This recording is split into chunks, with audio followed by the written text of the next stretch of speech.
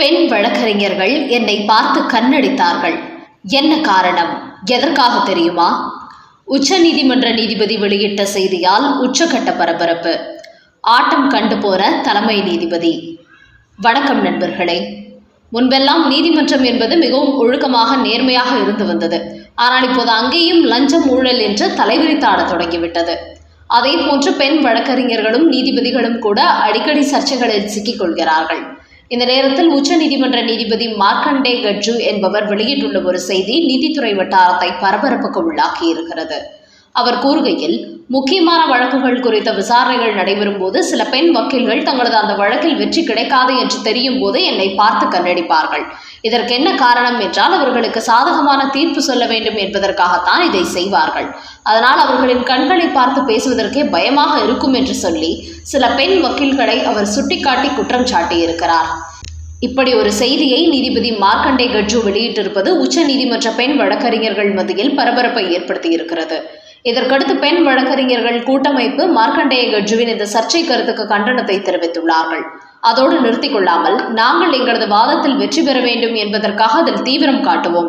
அப்படி பேசும்போது எங்களை அறியாமல் கண் சிமிட்டல்கள் ஏற்பட்டிருக்கலாம். அதை இந்த நீதிபதி தவறாக புரிந்து கொண்டிருக்கலாம். அதோடு இவருக்கு கண் சிமிட்டி நாங்கள் வழக்கில் வெற்றி பெற வேண்டிய அவசியம் இல்லை. திட்டமிட்டே இந்த நீதிபதி எங்களை அசிங்கப்படுத்துகிறார். அதனால் இவர் தனது கருத்துக்கு மன்னிப்பு கேட்க வேண்டும் என்று பெண் வழக்கறிஞர்கள் கூட்டமைப்பு அவருக்கு நோட்டீஸ் அனுப்பியுள்ளார்கள். இதையடுத்து விவகாரம் உச்சநீதிமன்ற தலைமை நீதிபதி PR ஹவாய்க்கு சென்றதை அடுத்து அவர் நீதிபதி மார்க்கண்டே கட்ஜுவை அழைத்து எச்சரிக்கை விடுத்திருக்கிறார். இப்படி ஒரு மோசமான கருத்தை சொன்னதால் ஒட்டுமொத்த பெண் வழக்கறிஞர்களும் ஒன்று சேர்ந்து குரல் கொடுக்கிறார்கள். அதனால் இதற்கு உடனடியாக மன்னிப்பு கேட்டு இந்த சர்ச்சைக்கு முற்றுப்புள்ளி வையுங்கள். இப்படி நீங்கள் சொல்வதை பார்த்து இன்னும் சில நீதிபதிகளும் இதுபோன்ற பெண் வழக்கறிஞர்கள் மீது சர்ச்சைக்குரிய கருத்துக்களை வெளியிட தொடங்குவார்கள். அது நீதித்துறையின் மாண்பை கெடுத்துவிடும் என்று அவரிடத்தில் கூறியுள்ளார். அதையடுத்து நீதிபதி மார்க்கண்டே கட்ஜு எக்ஸ் பக்கத்தில் தனது கருத்துக்கு மன்னிப்பு கேட்டுள்ளார். இதன் பிறகு பெண் வழக்கறிஞர்கள் கூட்டம் வெளியிட்டுள்ள இன்னொரு செய்தியில், இதுபோன்ற நீதிபதிகள் கருத்து சொல்வது எங்களை புண்படுத்துவது மட்டுமல்ல, சட்டத்துறையில் உள்ள பெண்களின் கண்ணியம், நம்பகத்தன்மை, நேர்மையை சீர்குலைப்பதாக உள்ளது. மக்களின் நம்பிக்கையை சிதைப்பதாக உள்ளது. அரசியல் அமைப்பு விதிகளை உறுதி செய்யக்கூடிய உயர்ந்த பொறுப்பில் இருக்கும் ஒரு நீதிபதி பெண் வழக்கறிஞர்களை பற்றி இப்படி மோசமான கருத்து வெளியிடுவது எங்கள் மீது அவர் வைத்திருக்கும் தவறான அபிப்பிராயத்தை தான் வெளிப்படுத்துகிறது. அதனால் இதுபோன்ற பெண் வழக்கறிஞர்களை பற்றி எந்த ஒரு நீதிபதிகளும் தவறான குற்றச்சாட்டு வெளியிடக்கூடாது. இப்படி சொல்வது பெண் வழக்கறிஞர்களை இழிவுபடுத்துவது மட்டுமின்றி நீதி அமைப்பின் பாரபட்சமற்ற பெண்கள் மீதான பொதுமக்களின் நம்பிக்கையையும் சிதைத்துவிடும்.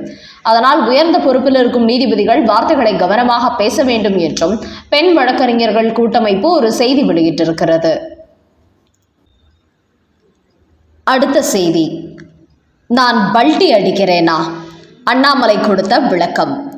தமிழக பாஜக முன்னாள் தலைவர் அண்ணாமலை தான் தலைவராக இருந்த காலகட்டத்தில் பாஜக தலைமையில் தனி கூட்டணி என்பதில் உறுதியாக இருந்தார். திராவிட கட்சிகளின் முதுகில் ஏறி நின்றால் நம்மால் தனித்துவமாக வளர முடியாது. அதனால் பாஜக தலைமையில் தனி கூட்டணி என்பதே வளர்ச்சியை கொடுக்கும் என்று சொல்லி அதை நிரூபித்தும் காட்டினார்.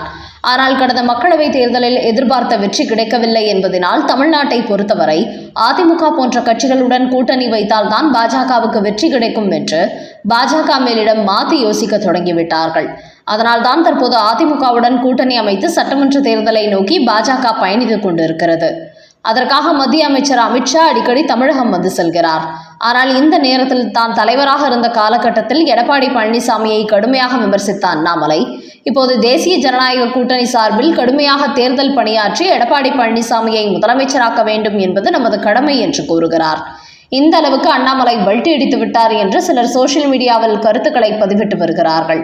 இதற்கு அண்ணாமலை சார்பில் ஒரு விளக்கம் கொடுத்துள்ளார். அவர் கூறுகையில், என்னை பொறுத்தவரை தனிப்பட்ட முறையில் எந்த ஒரு செயல்பாட்டிலும் ஈடுபட முடியாது. பாஜக என்கிற ஒரு பெரிய கட்சியில் இருப்பதால் கட்சி மேலிடம் என்ன ஆணை போடுகிறதோ அதை தான் நான் செய்தாக வேண்டும். முன்பு பாஜகவை தமிழ்நாட்டில் வளர்க்க வேண்டும் என்று சொன்னார்கள். அதற்காக அவர்கள் கொடுத்த அசைன்மெண்ட்டை செய்து முடித்தேன். இப்போது அதிமுகவுடன் கூட்டணி வைத்திருப்பதால் அந்த கட்சியை விமர்சிக்க கூடாது என்று சொன்னார்கள். அதன்படி நான் செயல்படுகிறேன். நான் மட்டுமின்றி அரசியல் களத்தில் உள்ள எல்லா கட்சிகளுமே அப்படித்தான் கூட்டணியில் இருக்கும்போது அந்த கட்சியை விமர்சிக்க மாட்டார்கள்.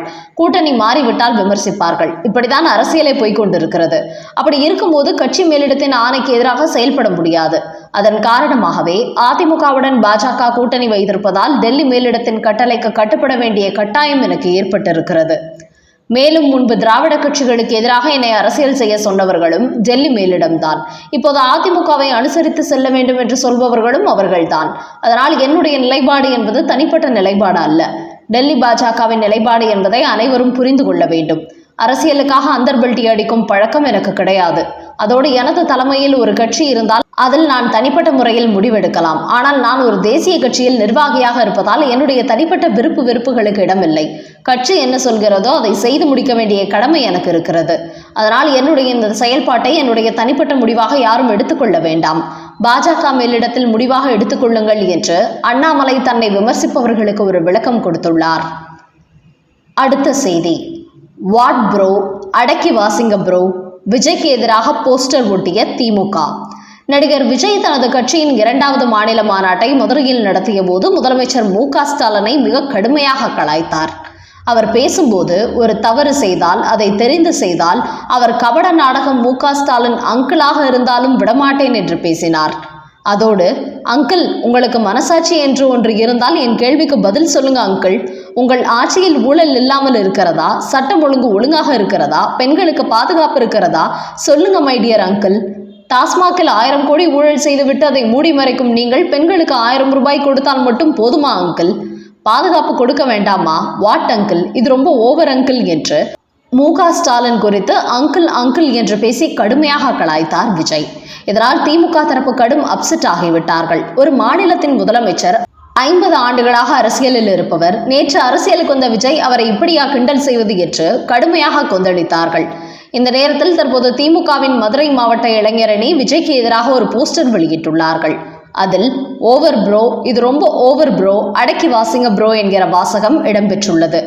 இப்படியே தொடர்ந்து எங்களது முதலமைச்சரை பேசிக் கொண்டிருந்தால் உங்களுக்கு எதிராக நாங்கள் பேச தொடங்கினால் நீங்கள் தாங்க மாட்டீர்கள் ப்ரோ என்று விஜயை எச்சரிக்கும் வகையில் திமுக இளைஞரணி சோசியல் மீடியாவில் அந்த போஸ்டரை ட்ரெண்டிங் செய்து வருகிறார்கள்.